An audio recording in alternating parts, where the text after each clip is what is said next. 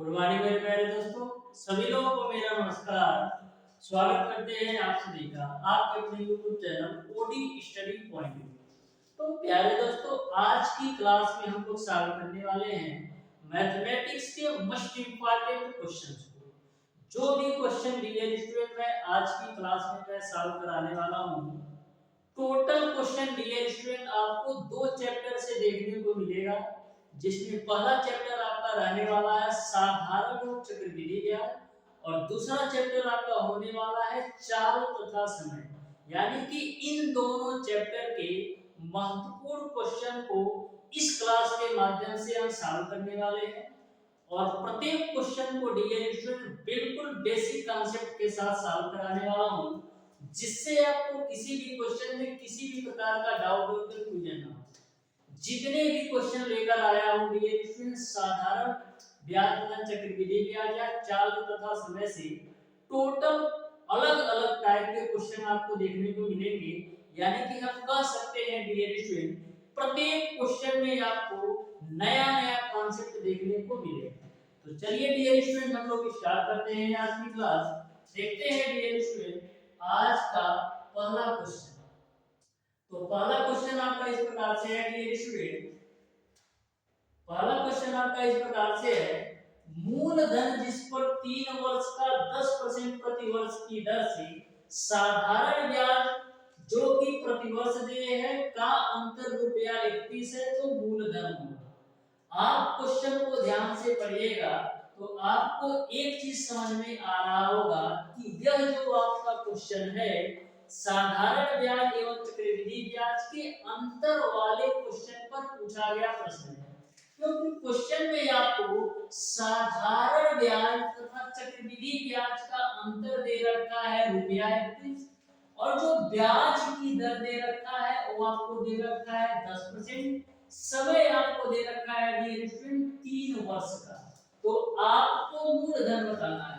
तो मैंने आपको बताया था जब 3 वर्ष का साधारण ब्याज और चक्रवृद्धि ब्याज का अंतर दे रखा हो तो वहां पर आपका सिंपल सा फार्मूला होता है, अंतर बराबर आपका होता है dear student P R square bracket में 300 प्लस आर डिवाइडेड बाय आपका होता है 100 का क्यूब। तो यहाँ पर साधारण ब्याज और चक्रवृद्धि ब्याज का जो अंतर दे रखा है 31 दे रखा है। पी की वैल्यू आपको निकालना है, आर की वैल्यू दे रखा है 10%, तो 10 का स्क्वायर करोगे 100 और यहाँ पर डियर स्टूडेंट यदि आप 10 रखोगे तो 300 प्लस 10 आपका हो जाएगा 310 और नीचे आपका 100 का क्यूब है तो इसको हम लिख सकते हैं 100 गुणे 100 गुणे 100 क्यूब। यहाँ पर देखो 100 से 100 आपका कैंसिल आउट होगा, एक जीरो से दूसरा जीरो कैंसिल होगा, 31 से आप 31 को काट सकते हो तो p की जो वैल्यू आएगी वो आपको कितना मिल जाएगी, p की वैल्यू आपको मिल जाएगी 1000। इस तरीके से डियर स्टूडेंट इस क्वेश्चन का जो राइट आंसर होगा यानी मूलधन की जो वैल्यू होगी वो आपका 1000 हो जाएगा। इस तरीके से क्वेश्चन नंबर 1 का डियर स्टूडेंट आपका ऑप्शन नंबर डी सही हो जाएगा। ऑप्शन नंबर डी जो होगा क्वेश्चन नंबर 1 का बिल्कुल राइट आंसर होगा। इस फार्मूला को डियर स्टूडेंट आप बिल्कुल अच्छी तरीके से ध्यान में रख लेना। यदि 3 वर्ष का साधारण ब्याज और चक्रवृद्धि ब्याज का अंतर दे रखा हो तो अंतर बराबर पी आर स्क्वायर ब्रैकेट में 300 प्लस 8 डिवाइडेड बाय 100 का क्यूब होता है। बढ़ते हैं डियर स्टूडेंट क्वेश्चन नंबर 2 की तरफ। प्रत्येक क्वेश्चन को आप बिल्कुल ध्यान से देखिएगा, बहुत ही बेहतरीन तरीके से आपको मैं प्रत्येक क्वेश्चन का सॉल्यूशन कराने वाला हूं। तो क्वेश्चन नंबर 2 आपका इस प्रकार से है, ₹1200 का 5% वार्षिक ब्याज की दर से 2 वर्ष का साधारण ब्याज कितना होगा ये आपको बताना है। ₹1200 का 5% वार्षिक ब्याज की दर से 2 वर्ष का साधारण ब्याज कितना होगा ये आपको बताना है। तो आपको पता है डियर स्टूडेंट साधारण ब्याज बराबर आपका क्या होता है, मूलधन गुणे दर गुणे समय बट्टे का आपका 100 होता है। तो यहाँ पर जो मूलधन की वैल्यू दे रखी है वो आपको दे रखा है 1200, दर की जो वैल्यू है वो आपका है 5%, समय का जो मान है वो आपका है 2 वर्ष, और नीचे डिवाइडेड बाय 100 कर दो, डबल जीरो से डबल जीरो कैंसिल होगा, 12 25 60, और 60 का गुणा 2 में करोगे तो 120 मिल जाएगा। यानी कि जो ब्याज आएगा वो आपका 120 रुपया मिल जाएगा। तो यहाँ पर आपका ऑप्शंस में मिस्टेक है, इसको आप 120 कर लीजिएगा, ठीक है, इसको आप 120 कर लीजिएगा। या तो दूसरा क्वेश्चन ये भी हो सकता है आपसे मिस धन पूछा गया हो, तो यहाँ पर 2 वर्ष का मिस धन कर लो तो आपका क्वेश्चन बिल्कुल सही हो जाएगा। तो 2 वर्ष बाद मिश्र धन होगा, 2 वर्ष बाद मिश्र धन होगा, 2 वर्ष बाद मिश्र धन होगा। इस क्वेश्चन पर आपका ऑप्शन बिल्कुल सही होगा। तो 2 वर्ष बाद मिश्र धन क्या होगा? मिश्र धन बराबर क्या होता है? मूलधन प्लस का साधारण ब्याज। तो मूलधन की वैल्यू आपका है 1200 और साधारण ब्याज आपका है 120। 1200 में 120 जोड़ोगे तो 1320 मिल जाएगा। यानी कि 2 वर्ष बाद जो कुल मिश्र धन होगा 1320 होगा। इस तरीके से क्वेश्चन नंबर 2 का जो बिल्कुल राइट आंसर होगा वो आपका ऑप्शन नंबर डी सही हो जाएगा। 1320 जो होगा बिल्कुल राइट आंसर होगा। बढ़ते हैं डियर स्टूडेंट क्वेश्चन नंबर 3 की तरफ। आप ध्यान से देखिएगा, बहुत ही बेहतरीन तरीके से प्रत्येक क्वेश्चन के सॉल्यूशन को मैं करवाने वाला हूं, बिल्कुल सिंपल और आसान भाषा में। तो क्वेश्चन नंबर 3 आपका इस प्रकार से है, यदि कोई धन 2 वर्ष में डियर स्टूडेंट यदि कोई धन 2 वर्ष में आपका चक्रवृद्धि ब्याज से 2 सही 1/4 गुना हो जाता है तो ब्याज की दर क्या है ये आपको बताना है। ब्याज की दर क्या है ये आपको बताना है कि ब्याज की दर कितना होगा। तो ध्यान से समझिएगा डियर स्टूडेंट, इस क्वेश्चन को भी आपको बोला है कि 2 वर्ष में चक्रवृद्धि ब्याज से 2 सही 1/4 गुना हो जाता है, तो आपको ब्याज की दर बताना है। तो चक्रवृद्धि मिश्र धन बराबर क्या होता है? मूलधन 1 प्लस r अपान 100 पे पावर n होता है। ये आपका चक्रवृद्धि मिश्र धन का फार्मूला है। मैंने मान लिया डियर स्टूडेंट, जो आपका धन है वो आपका x है, जो आपका धन है वो आपका x है, और 2 वर्ष बाद जो चक्रवृद्धि ब्याज से 2 सही 1/4 गुना हो जाता है, तो 2 वर्ष बाद 2 सही 1/4 गुना हो जाता है। तो मैंने धन को माना है x, तो 2 सही 1/4 गुना को हम क्या लिख सकते हैं? 9/4x हो जाता है 2 साल। यानी कि a हमारा मूलधन हो गया और a हमारा जो है मिश्र धन हो गया। अब सारी वैल्यू रख दो, तो यहाँ पर a की जो वैल्यू है आपका 9/4x, मूलधन आपका x है, 1 प्लस r की वैल्यू आपको निकालना है बट्टे 100, और n की जो वैल्यू है वो आपको दे रखा है 2 वर्ष। तो यहाँ पर हम 2 वर्ष n की वैल्यू रख दी। x से x आपका कैंसिल आउट होगा। 9/4 को हम लिख सकते हैं 3/2 का होल स्क्वायर बराबर 1 प्लस r अपान 100 की पावर आपका 2 हो जाएगा। आपको पता है डियर स्टूडेंट, यदि घाते सेम होती है तो हम एक दूसरे को काट सकते हैं। तो घाते मैंने घात से घात काट लिया, तो फाइनली आपको मिल जाएगा 3/2 बराबर 1 प्लस r अपान 100। यहाँ से r की वैल्यू निकालिएगा तो r अपान 100 बराबर क्या मिलेगा? 3/2 में से 1 घटाओगे तो 1/2 मिलेगा। 2 से काटो 100 को तो 50 बार में कटेगा, तो r की जो वैल्यू मिलेगी वो आपको मिल जाएगा 50%। इस तरीके से डियर स्टूडेंट क्वेश्चन नंबर 3 का जो राइट आंसर होगा वो आपका हो जाएगा option number B. Question number 3 का जो राइट आंसर होगा वो आपका ऑप्शन नंबर बी बिल्कुल राइट आंसर होगा। मैंने कुछ नहीं किया डियर स्टूडेंट, मैंने माना कि मूलधन आपका x है, 2 वर्ष बाद जो मूलधन है वो आपका 2 सही 1/4 हो जाता है, तो मैंने माना है मूलधन x होगा, तो मिश्र धन आपका क्या होगा? 9/4x, क्योंकि 2 सही 1/4 को 9/4 हम लिख सकते हैं। पढ़ते हैं डियर स्टूडेंट क्वेश्चन नंबर 4 की तरफ। ध्यान से समझिएगा, बिल्कुल सिंपल और आसान भाषा में प्रत्येक क्वेश्चन के कॉन्सेप्ट आपको समझ में आने वाला है। तो क्वेश्चन नंबर 4 आपका है किसी दर से रुपया 8000 का 3 वर्ष में चक्रवृद्धि ब्याज रुपया 1261 हो जाएगा। तो आपको बताना है कि दर क्या होगा जो रुपया 8000 3 वर्ष में चक्रवृद्धि ब्याज 1261 हो जाए। तो ध्यान से देखिएगा, सबसे पहले डियर स्टूडेंट इसमें जो मूलधन की वैल्यू दे रखा है, जो पी की वैल्यू दे रखा है वो आपका दे रखा है 8000। मिश्र धन की वैल्यू क्या होगी? तो आपको पता है कि मिश्र धन बराबर क्या होता है, मूलधन प्लस का ब्याज। तो मूलधन आपका है 8000 और चक्रवृद्धि ब्याज आपका है 1261। तो 8000 में 1261 जोड़ोगे तो 9261 आपका मिश्र धन मिल जाएगा। अब बिल्कुल सिंपल तरीके से आप सॉल्व कर सकते हो। चक्रवृद्धि मिश्र धन बराबर क्या होता है, मूलधन 1 प्लस r अपान 100 का पावर आपका होता है ये। तो चक्रवृद्धि मिश्र धन की वैल्यू आपका है 9261, मूलधन की वैल्यू आपका है 8000, 1 प्लस r की वैल्यू आपको निकालना है डिवाइडेड बाय 100 और समय की वैल्यू आपका है 3। ये आपका आगे सॉल्व करते हैं, ध्यान से देखिएगा। यहाँ पर हम लिख सकते हैं 9261 बटे का 8000 बराबर 1 प्लस r अपान 100 पावर आपका हो जाएगा ये।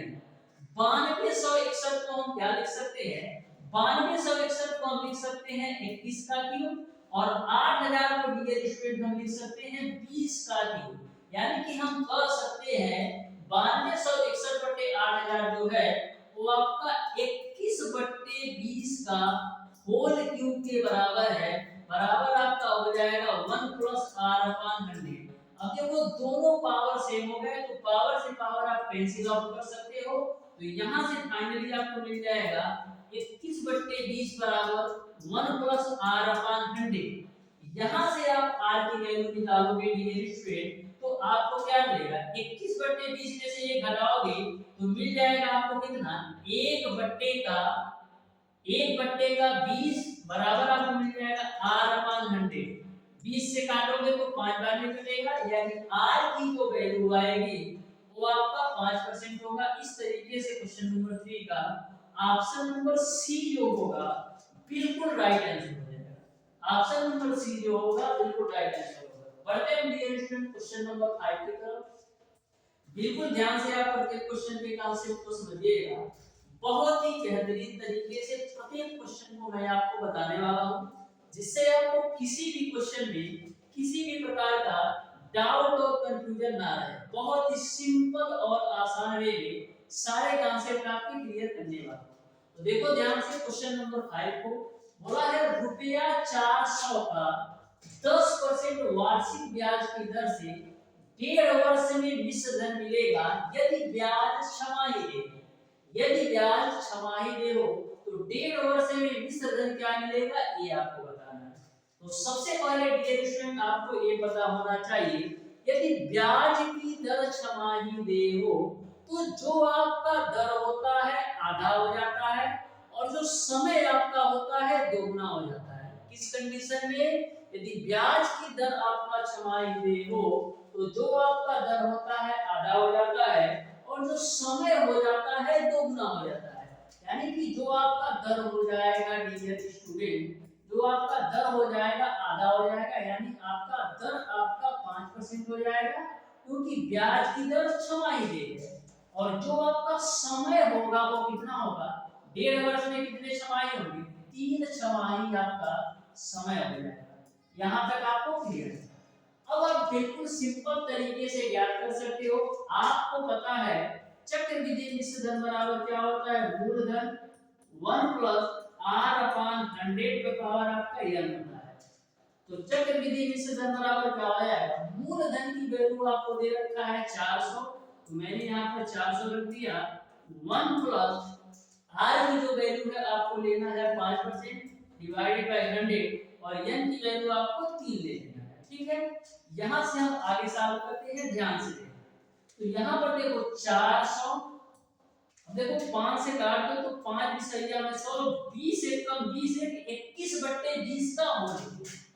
देखो 20 एकम 20 और एक 21/20 का होल क्यूब को हम क्या लिख सकते हैं, 21/20 गुणे 21/20 गुणे 21/20 के रूप में। अब देखो एक डबल जीरो से आपका डबल जीरो कैंसिल, 2 दूना 4 से आपका 4 कैंसिल, तो फाइनली आपको क्या मिलेगा, फाइनली आपको मिल जाएगा डियर स्टूडेंट 21 करोगे तो मिलेगा आपको 9261 और नीचे में आपको मिल जाएगा 20। अब देखो कैलकुलेशन को सिंपल कैसे करते हैं, देखो 9261 है, 20 को लिख दो आप 2 गुणे 10 के रूप में। अब 2 से काटेंगे 9261 को तो देखो कैसे कटेगा, 2 चौक को 8, फिर 1 2 2 छक्का 12, 2 3 6, फिर 1 है कटेगा नहीं, 0 उतरेगा, फिर 2 बचे 10। अब देखो नीचे में आपका 10 लेकर है, नीचे में आपका 10 है तो एक अंक पे दशमलव जो है लेफ्ट साइड में सट जाएगा, यानी आपको क्या मिल जाएगा 463.05। इस तरीके से डियर स्टूडेंट जो 1.5 वर्ष का चक्रवृद्धि विसर्जन होगा 463.05 होगा, यानी क्वेश्चन नंबर 5 का डियर स्टूडेंट आपका ऑप्शन नंबर बी सही हो जाएगा। जो ऑप्शन नंबर बी होगा बिल्कुल राइट आंसर होगा क्वेश्चन नंबर 5। बढ़ते हैं डियर स्टूडेंट क्वेश्चन नंबर 6 की तरफ, ध्यान से समझिएगा। प्रत्येक क्वेश्चन बिल्कुल सिंपल और आसान होगा, बस आप ध्यान से एक बार प्रत्येक क्वेश्चन के कॉन्सेप्ट को समझिए। तो देखो क्वेश्चन नंबर 6 आपका किस प्रकार से है, बोला है 50 किलोमीटर प्रति घंटे की चाल से चलती हुई 100 मीटर लंबी रेलगाड़ी एक खंभे को कितने समय में पार करेगी, ये आपको बताना है। तो देखो ये जो आपका क्वेश्चन है चाल तथा समय से पूछा गया क्वेश्चन है, तो ध्यान से समझना। बोला है 50 किलोमीटर प्रति घंटे की चाल से चलती हुई 100 मीटर लंबी रेलगाड़ी एक खंभे को कितने समय में पार करेगी, ये आपको बताना है। तो सबसे पहले आप कॉन्सेप्ट समझ लो, जब कभी भी आपकी रेलगाड़ी किसी भी व्यक्ति को पार करती है या किसी भी खंभे को पार करती है, तो उस समय जो कुल दूरी आपको लेना होता है वो केवल और केवल रेलगाड़ी की लंबाई के बराबर। यानी कि जब आपकी रेलगाड़ी किसी भी खंभे को पार करती है या किसी भी व्यक्ति को पार करती है, तो रेलगाड़ी द्वारा जो तय की गई दूरी होती है केवल और केवल अपनी लंबाई के बराबर दूरी तय करती है। ऐसा इसलिए होता है क्योंकि रेलगाड़ी की लंबाई की तुलना में जो व्यक्ति की लंबाई है या खड़े खंभे की लंबाई है वो नगण्य होता है। इसलिए यदि आपकी कभी भी रेलगाड़ी किसी भी खंभे को पार करती है या किसी भी व्यक्ति को पार करती है, तो ऐसे कंडीशन में जो कुल तय की गई दूरी होती है रेलगाड़ी की लंबाई के बराबर होती है। ये तो पहला कॉन्सेप्ट है। दूसरा कॉन्सेप्ट ये है आपका डियर स्टूडेंट, जब आपकी रेलगाड़ी किसी भी पुल को पार करती है या किसी भी प्लेटफॉर्म को पार करती है या प्लेटफॉर्म पर खड़े किसी भी अदर रेलगाड़ी को पार करती है, तो ऐसे कंडीशन में जो कुल दूरी रेलगाड़ी द्वारा तय की गई होती है, रेलगाड़ी की लंबाई के साथ साथ प्लेटफॉर्म की भी लंबाई लेना होता है, या रेलगाड़ी की लंबाई के साथ साथ पुल की भी लंबाई लेना होता है, या रेलगाड़ी की लंबाई के साथ साथ प्लेटफॉर्म पर खड़ी दूसरी गाड़ी की लंबाई भी लेना होता है।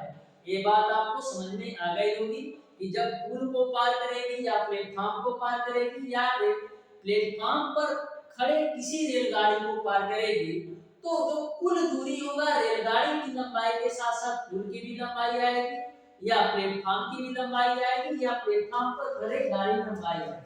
तो यहाँ पर यह जो रेलगाड़ी है खंभे को पार कर रही है, यानी कि जो आपका कुल दूरी तय किया गया होगा केवल और केवल रेलगाड़ी की लंबाई के बराबर ही होगी, क्योंकि रेलगाड़ी की लंबाई की तुलना में खंभे की जो लंबाई है वो आपका नगण्य है। तो आपको पता है डियर स्टूडेंट, आपको पता है डियर स्टूडेंट कि 4 बराबर आपका होता है दूरी बटे समय। 4 तथा समय के किसी भी क्वेश्चन में सबसे जरूरी बात आपको ये ध्यान में रखना होता है कि आपको यूनिट सेम रखना होता है। यूनिट सेम रखने का सेंस ये है कि यदि आपकी चाल किलोमीटर प्रति घंटा में है तो आपकी जो दूरी है वो भी आपका किलोमीटर में होना चाहिए। या यह पर ऐसे भी कर सकते हो यदि आपकी दूरी मीटर में है तो आपकी जो चाल है डियर स्टूडेंट ये भी आपका मीटर प्रति सेकंड में होना चाहिए, यानी कि दोनों के यूनिट सेम होंगे तभी आप क्वेश्चन को सही सॉल्व कर पाओगे। तो सबसे पहले डियर स्टूडेंट आपका जो दूरी दे रखा है, रेलगाड़ी की जो लंबाई दे रखा है वो आपका 100 मीटर में दिया है। तो सबसे पहले हम करते क्या है, जो आपका चाल है 50 किलोमीटर प्रति घंटा, किलोमीटर प्रति घंटा को हम मीटर प्रति सेकंड में चेंज कर लेते हैं। तो किलोमीटर प्रति घंटा को मीटर प्रति सेकंड में चेंज करने के लिए आप क्या करते हो, 5/18 से आप गुणा कर देते हो। तो यहाँ से आप इसको ऐसे ही रख लो, 50/5 करोगे तो 250/18 हो जाएगा मीटर प्रति सेकंड। ये आपकी रेलगाड़ी की चाल मीटर प्रति सेकंड में हो गई। अब आप आसानी से समय निकाल सकते हो। तो चाल बराबर क्या होता है, चाल बराबर आपका होता है दूरी बटे का समय। चाल आपका है डियर स्टूडेंट 250/18, दूरी आपका है 100 मीटर और समय की वैल्यू आपको निकालना है। अब देखो 50 से काटेंगे तो 5 बार में 1 कटेगा और इसको आप 50 से काटिएगा डियर स्टूडेंट तो जो आपका 100 है ये आपका 2 बार में कटेगा। तो यहाँ से आपका मिल जाएगा कितना, 18 गुना 36 बराबर आपका क्या मिलेगा, 36 बराबर आपका मिलेगा 5t। अब यहाँ से आप 5 से काटोगे तो 5 सते 35, 5 गुना 10, यानी t की जो वैल्यू आएगा 7.2 सेकंड आ जाएगा, यानी कि 7.2 सेकंड में जो आपकी 100 मीटर लंबी रेलगाड़ी है खंभे को पार कर लेगी। इस तरीके से डियर स्टूडेंट क्वेश्चन नंबर 6 का जो राइट आंसर होगा वो आपका ऑप्शन नंबर बी सही हो जाएगा। बढ़ते हैं डियर स्टूडेंट क्वेश्चन नंबर 7 की तरफ। ध्यान से समझिएगा, प्रत्येक क्वेश्चन बिल्कुल बेहतरीन, सिंपल और आसान है। बस आप एक बार अच्छी तरीके से ध्यान से प्रत्येक क्वेश्चन के कांसेप्ट को समझिए। तो क्वेश्चन नंबर 7 आपका इस प्रकार से है कि 90 किलोमीटर प्रति घंटे की चाल से 100 मीटर लंबी ट्रेन 80 मीटर लंबे पुल को पार करेगी। अब देखो इस क्वेश्चन में डियर स्टूडेंट जो आपकी रेलगाड़ी है वो पुल को पार कर रही है। तो रेलगाड़ी द्वारा जो तय की गई दूरी होगी डियर स्टूडेंट वो आपका रेलगाड़ी की लंबाई के साथ साथ आपको पुल की भी लंबाई लेना पड़ेगा। रेलगाड़ी की लंबाई के साथ साथ पुल की भी लंबाई लेना पड़ेगा। अब यहाँ पर देखो दोनों के यूनिट सेम नहीं है, वो मीटर में है, यानी कि जो दूरी है वो आपका मीटर में है, लेकिन जो चाल है वो आपका किलोमीटर प्रति घंटा में है। तो चाल को हम सबसे पहले मीटर प्रति सेकंड में चेंज कर लेते हैं। तो 90 किलोमीटर प्रति सेकंड को मीटर प्रति सेकंड में चेंज करने के लिए 5/18 से गुणा कराओ। 18 बचे आपका होता है 90, 5 बचे कितना हो जाएगा 25 मीटर प्रति सेकंड, यानी कि रेलगाड़ी की जो चाल है वो आपका है 25 मीटर प्रति सेकंड। अब आप आसानी से निकाल सकते हो। तो चाल बराबर क्या होता है, दूरी बटे समय, यानी चाल बराबर आपका होता है दूरी बटे का समय। तो चाल आपका है 25 मीटर प्रति सेकंड, दूरी में क्या आएगा, रेलगाड़ी की लंबाई के साथ साथ आपको पुल की भी लंबाई लेना है। तो 100 और 80 जोड़ोगे तो 180 आपका कुल दूरी हो जाएगा। समय की वैल्यू निकालना है।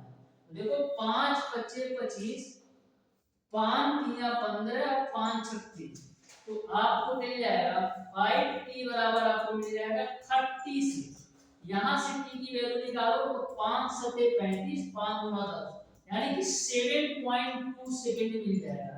इस तरीके से आपकी जो रेलगाड़ी है 80 मीटर लंबे पुल को 7.2 सेकंड में पार करेगी, यानी कि क्वेश्चन नंबर 7 का जो राइट आंसर होगा वो आपका ऑप्शन नंबर ए सही हो जाएगा। बहुत ही बेहतरीन तरीके से आपको यह क्वेश्चन समझ में आया होगा, क्योंकि मैंने बिल्कुल सिंपल और आसान भाषा में इस क्वेश्चन को भी आपको समझाया है। बढ़ते हैं डियर स्टूडेंट क्वेश्चन नंबर 8 की तरफ। बहुत ही सिंपल और आसान भाषा में प्रत्येक कॉन्सेप्ट आपको समझ में आ रहा होगा। ये बढ़ते हैं डियर स्टूडेंट क्वेश्चन नंबर 8 की तरफ। ध्यान से समझिएगा क्वेश्चन नंबर 8 को। देखो लिखा है एक ट्रेन जिसकी लंबाई 600 मीटर है तथा वेग 48 किलोमीटर प्रति घंटा है 3 किलोमीटर प्रति घंटे की वेग से चलते हुए एक व्यक्ति को पार करेगी। तो सबसे पहला ट्विस्ट ये है डियर स्टूडेंट कि सबसे पहले आपको ये देखना है कि क्या रेलगाड़ी और व्यक्ति दोनों सेम दिशा में जा रहे हैं या एक दूसरे के विपरीत दिशा में जा रहे हैं।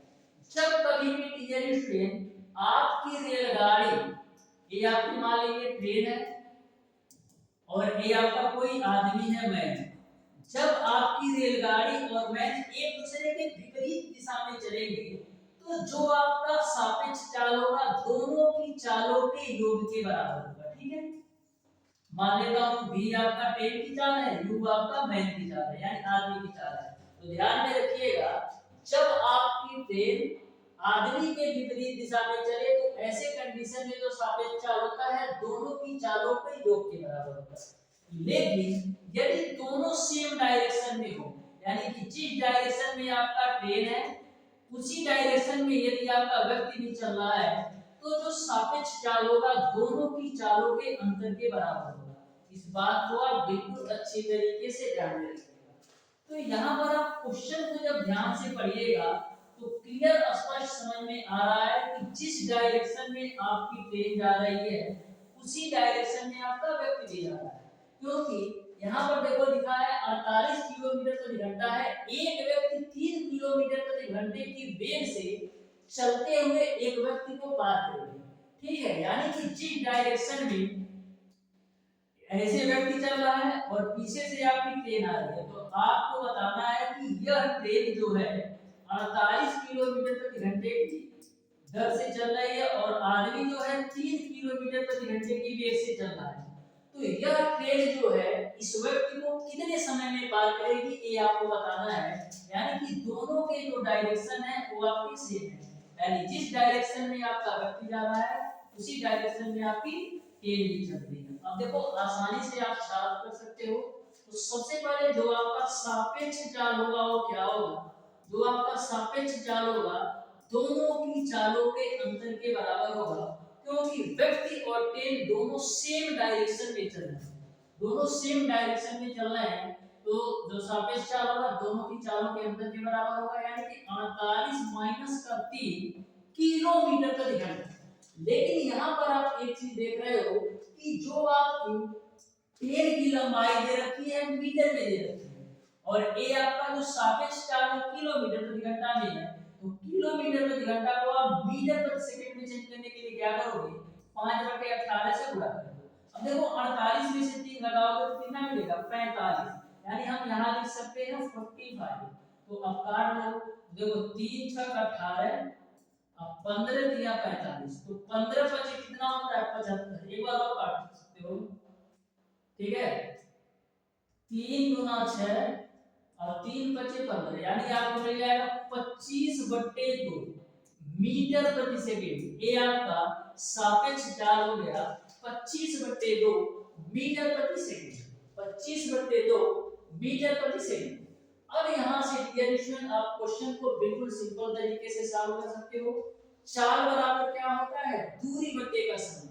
तो चाल आपका है डियर स्टूडेंट 25/2, दूरी में आपका केवल और केवल रेलगाड़ी की लंबाई आएगी, क्योंकि आपकी जो रेलगाड़ी है व्यक्ति को पार कर रही है ना कि प्लेटफॉर्म को या पुल को पार कर रही है। तो यहाँ पर जो टोटल दूरी आएगी केवल और केवल रेलगाड़ी की लंबाई होगी। तो चाल बराबर दूरी बटे समय को मैंने 3 मान लिया, 25 से काट लो या 5 बचे 25, 5 एकम 5, 5 गुना 10 0, फिर 5 से काटेंगे तो 5 गुना 10 5 24, तो 24 गुना कितना हो जाएगा 48, यानी t की जो वैल्यू आएगी वो आपका 48 सेकंड हो जाएगा। यानी 48 सेकंड में जो आपकी ट्रेन है 3 किलोमीटर प्रति घंटे की वेग से चलते हुए व्यक्ति को पार कर जाएगी। इस तरीके से क्वेश्चन नंबर 8 का ऑप्शन नंबर सी सही है। ऑप्शन नंबर सी जो होगा क्वेश्चन नंबर 8 का बिल्कुल राइट आंसर होगा। बढ़ते हैं डियर स्टूडेंट क्वेश्चन नंबर 9 की तरफ। ध्यान से देखिएगा क्वेश्चन नंबर 9 को, बिल्कुल सिंपल सा ये क्वेश्चन बोला है एक रेलगाड़ी 99 मीटर लंबे प्लेटफॉर्म को 13 सही 1/2 सेकंड में पार करती है और एक खंबे को 9 सेकंड में पार करती है, तो गाड़ी की लंबाई तो गाड़ी की लंबाई था। तो यहाँ पर आप ध्यान से समझिए, जब क्वेश्चन को आप ध्यान से पढ़िएगा स्टूडेंट, तो एक चीज आपको समझ में आ रहा होगा कि जो रेलगाड़ी की चाल है वो समान है, क्योंकि वही रेलगाड़ी 99 मीटर लंबे प्लेटफॉर्म को भी पार कर रही है और वही रेलगाड़ी आपका खंभे को पार कर रही है। यानी कि हम कह सकते हैं कि जो रेलगाड़ी की चाल है समान है। तो देखो कितना सिंपल तरीके से इस क्वेश्चन को भी सॉल्व कर सकते हो। तो देखो समय बराबर क्या होता है, दूरी बटे चाल। तो समय आपको दे रखा है 13 सही 1/2 सेकेंड, जिसको आप लिख सकते हो 27 बटे 2 सेकेंड के लिए। समय बराबर आपका क्या होता है, समय बराबर आपका होता है दूरी बटे का चाल। कंफ्यूज मत होना, क्योंकि चाल बराबर आपका होता है दूरी बटे का समय। तो यहाँ से समय की वैल्यू निकालोगे तो दूरी बटे का चाल मिल जाएगा। तो यहाँ पर जो दूरी है डियर स्टूडेंट, वो आपका है 99 मीटर। किसका ये दूरी है 99 मीटर, प्लेटफॉर्म। आपको गाड़ी की लंबाई नहीं पता है, तो मैं मान लेता हूँ कि जो गाड़ी की लंबाई है वो आपका ये है। अब यहाँ पर कुल दूरी में आपका डियर स्टूडेंट प्लेटफॉर्म की लंबाई के साथ साथ रेलगाड़ी की भी लंबाई आएगी, क्योंकि आपकी जो रेलगाड़ी है 99 मीटर लंबे प्लेटफॉर्म को पार कर रही है। तो जो कुल दूरी होगी रेलगाड़ी की लंबाई के साथ साथ प्लेटफॉर्म की भी लंबाई आएगी, और नीचे आपका हो जाएगा बट्टे का समय। ठीक है, नीचे आपका चाल है यार, तो इसको यहाँ पर चाल कर लो, क्योंकि समय बराबर दूरी बटे चाल। तो चाल को मैं मान लेता हूँ रेलगाड़ी की भी है। तो यहाँ से आप v की वैल्यू निकालो। तो यहाँ से आप v की वैल्यू निकालोगे क्रॉस मल्टीप्लाई करके, तो मिलेगा आपको क्या, 99 प्लस का l इंटू का 2, और नीचे में आपका मिल जाएगा 27। इसको मान लो समीकरण 1। ठीक है, अब आगे आप ध्यान से समझिए, बिल्कुल सिंपल तरीके। अब दूसरे पॉइंट पर चलते हैं। अब देखो लिखा है जब एक खंबे को 9 सेकंड में पार करते हैं। जब आपकी रेलगाड़ी खंबे को पार करेगी, तो ऐसे कंडीशन में रेलगाड़ी द्वारा जो तय की गई दूरी होगी केवल और केवल रेलगाड़ी की लंबाई के बराबर होगी, क्योंकि जब आपकी रेलगाड़ी किसी भी खंबे को पार करती है या किसी भी व्यक्ति को पार करती है, तो रेलगाड़ी द्वारा तय की गई जो दूरी होती है केवल और केवल अपनी लंबाई के बराबर होती है। तो यहाँ पर भी हम समय बराबर दूरी बटे 4 लिख सकते हैं। तो समय आपका है 9 सेकेंड, और दूरी आपकी क्या आएगा, दूरी में केवल रेलगाड़ी की लंबाई जो कि मैंने माना है l, और समय बराबर दूरी बटे 4 आपका तो v ही है। तो यहाँ से आप v की वैल्यू निकालोगे तो आपको मिल जाएगा l बटे का 9। इसको आप मान लो समीकरण नंबर 2। ठीक है, अब देखो यहाँ पर v बराबर 99 प्लस l इंटू का 2 डिवाइडेड बाय 27 है, और यहाँ पर v बराबर l बटे का 9। तो समीकरण 1 और 2 को हम आपस में कंपेयर कर देते हैं। तो हम क्या लिख सकते हैं, हम लिख सकते हैं डियर स्टूडेंट 99 प्लस का l इंटू का 2 डिवाइडेड बाय 27 बराबर आपका हो जाएगा l बटे का 9। 9 से काटोगे तो 9 3 27, साल कर लो तो मिल जाएगा आपको कितना, 2 का मल्टीप्लाई करेंगे तो 99 गुना 198 प्लस का 2l बराबर आपका हो जाएगा 3l। 3l में से 2l घटाओगे तो l बराबर आपको मिल जाएगा 198। इस तरीके से डियर स्टूडेंट, इस तरीके से डियर स्टूडेंट l की जो वैल्यू आ जाएगी वो आपको मिल जाएगी 198 मीटर, यानी रेलगाड़ी की जो लंबाई होगी वो आपका 198 मीटर हो जाएगा। इस तरीके से क्वेश्चन नंबर 9 का जो बिल्कुल राइट आंसर होगा वो आपका ऑप्शन नंबर बी सही है। ऑप्शन नंबर बी जो होगा बिल्कुल राइट आंसर होगा। तो देख सकते हैं मैक्सिमम आप 10 से 15 सेकंड के अंदर सॉल्व कर सकते हो, यदि आपको बेसिक कॉन्सेप्ट अच्छी तरीके से दिया जाए। बढ़ते हैं क्वेश्चन नंबर 10 की तरफ। ध्यान से समझिएगा क्वेश्चन नंबर 10 को भी। बोला है किसी दुर्ग में 150 सैनिकों के लिए 45 दिन का खाना था। 10 दिन पश्चात 25 सैनिक चले गए, शेष खाना कितने दिन के लिए पर्याप्त था, एक आपको बताना है। तो देखो कितने सिंपल तरीके से इसको आप सॉल्व कर सकते हो। किसी दुर्ग में 150 सैनिकों के लिए 45 दिन का खाना था, 10 दिन पश्चात 25 सैनिक चले गए। तो जब 10 दिन पश्चात 25 सैनिक चले गए, यानी कि 10 दिनों तक 150 सैनिकों ने खाना खाया। यहाँ पर स्पष्ट लिखा है कि 10 दिन पश्चात 25 सैनिक चले गए, यानी कि 10 दिनों तक तो 150 सैनिकों ने खाना खाया है। यदि मैं आपसे पूछूं कि अब 150 सैनिकों के लिए कितने दिन का खाना बचा है, तो 45 दिन का खाना था 150 सैनिकों के लिए, लेकिन 10 दिन पश्चात 25 सैनिक चले जाते हैं, यानी कि 10 दिन तक तो 150 सैनिकों ने खाना खाया है, यानी कि हम कह सकते हैं अब 150 सैनिकों के लिए केवल और केवल 35 दिन का खाना बचा है, क्योंकि 45 दिन का खाना टोटल था, लेकिन 10 दिन तक तो खाकर के 150 सैनिक चले गए, यानी कि अब 150 सैनिकों के लिए केवल और केवल 35 दिन का खाना बचा है। अब जो 150 सैनिकों के लिए 35 दिन का खाना बचा है, यही आपका कितने सैनिक खाएंगे? 25 सैनिक चले गए, तो 150 में से 25 चले गए, यही आपका 125 सैनिक खाएंगे। तो मैं मान लेता हूं 125 सैनिक इसको x दिनों तक खाएंगे, तो इसी को सॉल्व कर लो। 25 25 125, 25 छक्का 150, 5 सत्ते 35, तो 7 छक्का कितना हो जाएगा? 42, यानी कि 125 सैनिक जो है बचे खाना को 42 दिन तक खाएंगे। इस तरीके से डियर स्टूडेंट, क्वेश्चन नंबर 10 का जो राइट आंसर होगा वो आपका ऑप्शन नंबर सी सही है। बिल्कुल सिंपल सा क्वेश्चन है, बस आप एक बार अच्छी तरीके से पढ़िएगा ना तो अच्छी तरीके से समझ में आ जाएगा। इस क्वेश्चन में कुछ नहीं था, 150 सैनिकों के लिए 45 दिन का खाना था, 10 दिन पश्चात 25 सैनिक चले गए, यानी कि 10 दिनों तक तो 150 सैनिकों ने खाना खाया। तो यदि मैं आपसे पूछूं कि 150 सैनिकों के लिए कितने दिन का खाना बचा है, तो आप कहोगे 150 सैनिकों के लिए 35 दिन का खाना बचा है। तो जो आपका 150 सैनिकों के लिए 35 दिन का खाना था, वही आपका 125 सैनिक मैंने मान लिया x दिनों तक खाएंगे। अब 125 सैनिक कैसे आए? क्योंकि 25 सैनिक चले गए 150 सैनिक में से, तो बचेंगे आपका केवल और केवल 125।